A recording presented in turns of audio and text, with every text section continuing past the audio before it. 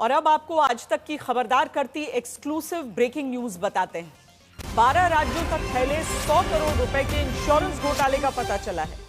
उत्तर प्रदेश में संभल के भीतर पुलिस ने इस बीमा घोटाले के तार को पकड़कर तफ्तीश शुरू की तो यह घोटाला 12 राज्यों तक फैला मिला है, जहां दावा है कि बीमा कंपनी के बीमा एडवाइजर, बीमा क्लेम मैनेजर, ग्राम पंचायत के कर्मचारी समेत कई लोगों की मिली भगत से 3 तरीके से घोटाला होता रहा।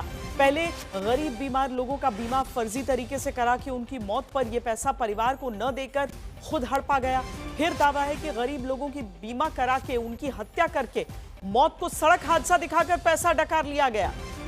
इस घोटाले की यह रिपोर्ट देखिए।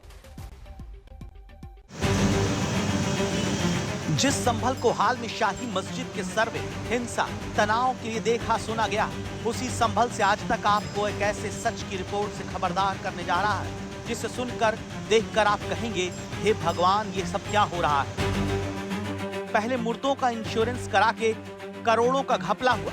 अब पता चला कि अपनों का ही इंश्योरेंस करा के उनकी हत्या को मौत बताकर पैसा हड़पा जा रहा है। सामान्य रूटीन वाहन चेकिंग में 12 राज्यों में फैला इंश्योरेंस घोटाला पकड़ा गया है। 100 करोड़ रुपए के इंश्योरेंस घोटाले पर आज तक की ये खबरदार करती एक्सक्लूसिव रिपोर्ट। लाइफ इंश्योरेंस यानी वो बीमा जिसे कराकर कोई परिवार समझता है कि उसके अपने के ना रहने पर भी परिजन का भविष्य सुरक्षित होगा, लेकिन संभल के दिनेश शर्मा के परिवार के साथ इस गैंग के घोटाले की पहली किश्त खुलती है। मेरे हाथ में बिल का ये पुलिंदा दिनेश शर्मा के इलाज के बिल हैं और मेरे पीछे ये बैठे भगवान हैं। इंसान पर जब मुसीबत आती है तो सिर्फ भगवान नजर आते हैं, और ऐसी मुसीबत में जब कोई मददगार हो तो वो मददगार भले ही जालसाज हो, वो भी भगवान बन जाता है। प्रियंका के सामने भी ऐसी ही मजबूरी थी। पति कैंसर जैसी लाइलाज बीमारी से जूझ रहा था। बीमार पति के इलाज का खर्च निकालने के नाम पर गरीब परिवार को ठग लिया गया। बैंक, इंश्योरेंस कंपनी और अपराधियों की मिलीभगत से गरीब परिवार को धोखा देकर पहले मरणासन हालत में रहे दिनेश चंद शर्मा का इंश्योरेंस करा दिया गया, इस दावे के साथ कि 5 लाख रुपए बीमारी के इलाज और 20 लाख रुपए मौत के बाद मिलेंगे। लेकिन फिर दिनेश शर्मा की मौत पर बीमा घोटाले वाले सारा पैसा खुद खा गए। मुझे बैंक से चेक बुक मिली थी और एटीएम कार्ड मिला था और बैंक की पासबुक मिली थी। इन्होंने मेरे से तीनों ही ले लिए और इन्होंने क्या बोलते हैं, चेक बुक पे मेरे से साइन भी कराए थे। अच्छा, चेक बुक पे साइन करवा करके आपको दे दिया? जी। उसके बाद में इन्होंने मुझे आज तक ना ही पैसा दिया है। इंश्योरेंस वाला भी पैसे नहीं दिया और 1,40,000 जो मुझसे ले लिए हैं उसमें से कोई पैसे नहीं दिया। इसके बाद दावा है कि इंश्योरेंस करने वालों ने दूसरा तरीका घोटाले का निकाला, तरीका हत्या करके बीमा का पैसा हड़प लेने का, जिसका राज संभल के इस थाने से खुलता चला गया। इंश्योरेंस फ्रॉड की यह कहानी संभल के रजपुरा के इसी थाने से शुरू हुई, जहां पर पहली एफआईआर 13/25 पुलिस ने दर्ज करवाई और इसी एफआईआर के आधार पर इंश्योरेंस कंपनी के इन्वेस्टिगेटर ओमकारेश्वर मिश्रा और उसके साथी को गिरफ्तार कर जेल भेजा। इसी ओमकारेश्वर मिश्रा के मोबाइल से पुलिस को 1.5 लाख से अधिक फोटो और 30,000 से अधिक डॉक्यूमेंट्स मिले थे, और जहां से इस पूरे जालसाजी के सिरे की पुलिस ने तहकीकात शुरू की। संदिग्ध वाहन लगा, उसकी चेकिंग की तो उनके पास से हमें 11.5 लाख कैश और काफ़ी सारे डेबिट कार्ड मिले थे।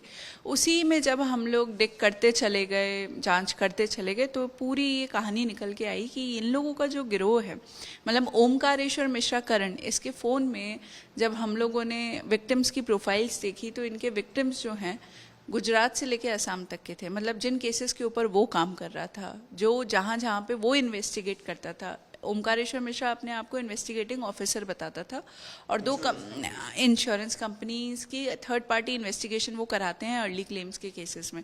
तो ईस्ट इंडिया इन्वेस्टिगेशन और फर्स्ट सोल्यूशन सर्विसेज, इन दोनों का वो इन्वेस्टिगेटर था। और जो केस की डिटेल्स थी उसके विक्टिम्स इतने सारे राज्यों में फैले हुए थे। इसके बाद हम लोगों ने ओमकारेश्वर ने जिन लोगों को बताया था, उसी के आधार पे जब हम लोग दबिश वगैरह दे रहे थे, हम लोगों ने रेड्स करी, तो हम लोगों ने काफ़ी सारा डॉक्यूमेंट भी सीज किया था। तो डॉक्यूमेंट्री मटेरियल में भी हम लोगों को एक जगह के यहाँ से 250 के ऊपर पासबुक्स, डेबिट कार्ड्स वगैरह सब मिले थे।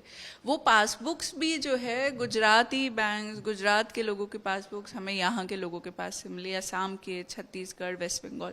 तभी पूरा समझ में आया कि ये इन्हीं लोगों की भाषा में इन लोगों ने कहा कि मैम क्योंकि हम मराठी में बात नहीं कर पाएंगे और कन्नड़ में बात नहीं कर पाएंगे, तो इसलिए हम साउथ में नहीं जा रहे हैं। पर ये जितने भी हिंदी स्पीकिंग स्टेट्स हैं नॉर्थ के, उन सभी में इनका गैंग फैला हुआ है। हाँ, तो ये मतलब गुजरात से लेके असम तक सभी राज्यों में करते हैं। अब तक इंश्योरेंस की रकम हड़पने के लिए जालसाजी और हत्या करने वाले 51 से ज्यादा लोगों को गिरफ्तार किया जा चुका है।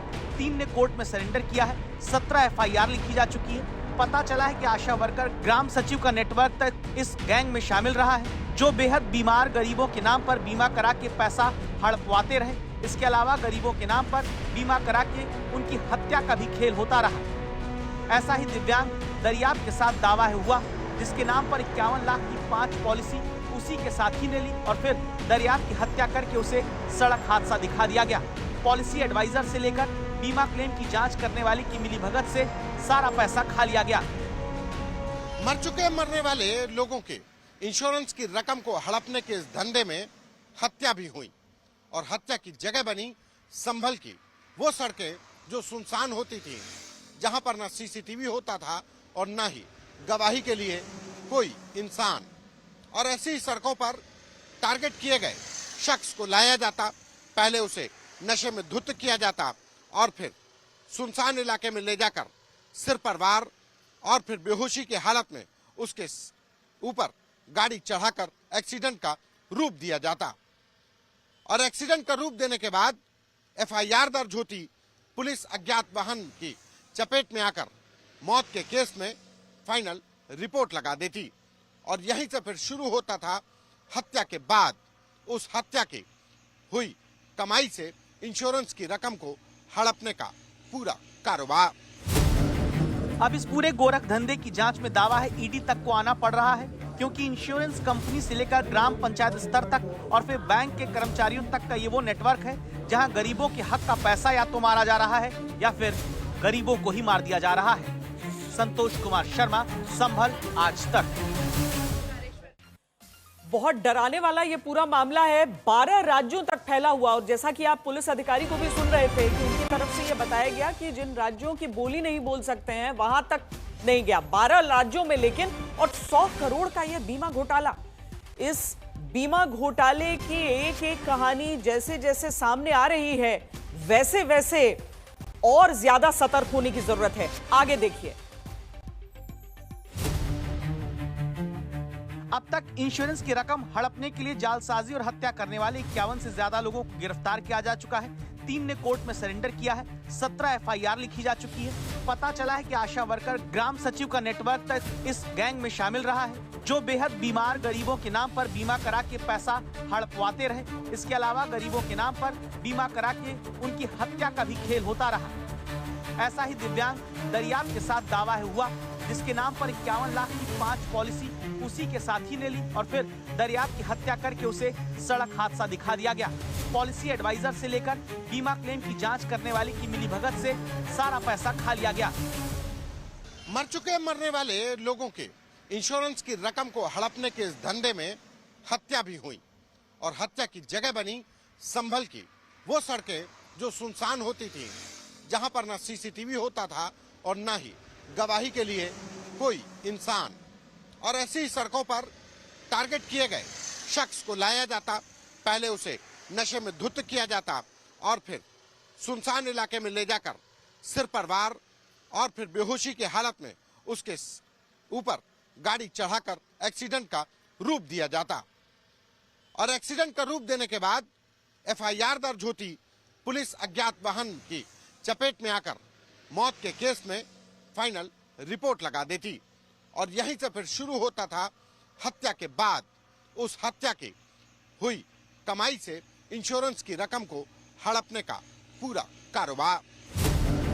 अब इस पूरे गोरख धंधे की जांच में दावा है ED तक को आना पड़ रहा है, क्योंकि इंश्योरेंस कंपनी से लेकर ग्राम पंचायत स्तर तक और फिर बैंक के कर्मचारियों तक का ये वो नेटवर्क है जहां गरीबों के हक का पैसा या तो मारा जा रहा है या फिर गरीबों को ही मार दिया जा रहा है। संतोष कुमार शर्मा, संभल, आज तक। तो चलते हैं सीधे हमारे संवाददाता संतोष के पास। संतोष, दरअसल बीमा करवाना एक तरह की ऐसी चीज है जिसको लेकर सरकार भी बहुत प्रोत्साहित करती है, प्रेरित करती है। एक तरह से आदत में नहीं शुमार रहा लोगों के, लेकिन धीरे धीरे लोग इसकी तरफ आए। इतने बड़े पैमाने का ये घोटाला जब सामने आ रहा है तो अव्वल तो ये चिंता होती है कि लोग सतर्कता कैसे बरतें। ये गिरोह किस तरीके का था, कैसे लोगों को, किस तरह के लोगों से सतर्क रहने की आवश्यकता है जब वो बीमा करवाते हैं? देखिए, बीमा कराने वाले गैंग से बचना है तो सबसे पहले तो आपके नाम पर जो डॉक्यूमेंट्स लिए जाते हैं, चाहे वो आधार कार्ड, चाहे बीमारी का, अगर इस गैंग की बात करें जो गंभीर बीमार लोगों के परिवारों से संपर्क करते थे तो उनकी बीमारी का पूरा कागज लेते थे, नाम वही रखते थे, नाम के साथ उसके नाम की LIC पॉलिसी ली जाती थी, लेकिन नॉमिनी वो खुद बन जाते थे। या जैसे प्रियंका शर्मा के केस में हुआ कि प्रियंका को नॉमिनी तो बनाया, लेकिन उसके नाम पर जो बैंक अकाउंट खोला गया उसमें जो चेकबुक मिली उस चेकबुक से साइन करवा करके खुद रख लिया। तो ऐसे में सतर्क रहना ही एक सिर्फ ऐसे गैंग से इलाज है कि अगर आपके पास कोई ऐसा शख्स कोई गंभीर बीमारी से लोग जूझ रहे हैं, उनको ये टारगेट करते हैं। सबसे बड़ी बात कि पढ़े लिखे को नहीं टारगेट करते। ये दो चीजें बहुत ध्यान रखते हैं। एक कि जिस शख्स का बीमार है उसकी मौत सुनिश्चित होनी चाहिए कि 5 से 6 महीने में, वरना उतना प्रीमियम कौन भरेगा। 5 से 6 महीने में उसकी मौत सुनिश्चित होगी और अगर मौत सुनिश्चित नहीं हो रही है तो ये हत्या कर देंगे। दूसरा, उसके आगे पीछे कोई ना हो, परिवार का कोई दूसरा व्यक्ति पैरोकार ना हो। जितने भी लोग थे, प्रियंका शर्मा भी थी तो उसका पति कैंसर से जूझ रहा था तो उससे पहले दस्तखत करवा लिए। दरियाब जिसके के करीब 50 लाख से ऊपर की पॉलिसी थी, आप दरियाब की देखिए कि वो ट्राईसाइकिल से चलता था, दिव्यांग था, किसी तरीके से लोगों से खाना मांग करके वो अपना जीवन बसर कर रहा था। उसके जो भाई है वो गाजियाबाद में एक भट्टे में नौकरी करता है, मजदूर है। अब दरियाब की रोड एक्सीडेंट में मौत हो जाती तो पैरवी कौन करेगा, तफ्तीश कौन करेगा? ये नहीं हो पाया। वो तो जब ये गैंग का खुलासा हो रहा था तो इंश्योरेंस कंपनी खुद अलर्ट हो गई और इंश्योरेंस कंपनी से जब ये क्लेम आने लगे तब उसके बाद अलर्ट हुआ कि इनकी फोटोज देखी जाने लगी कि शक्ल से ये आदमी नहीं लगता कि 50 लाख रुपए, कहीं तो 2.5 करोड़ लोगों की मौसेरे भाई ने जिंदगी हत्या कर लेना, दी। लोगों का भाई विश्वास ने के साथ छल करना, मौसेरे ये भाई ने कितना हत्या बड़ा अपराध है।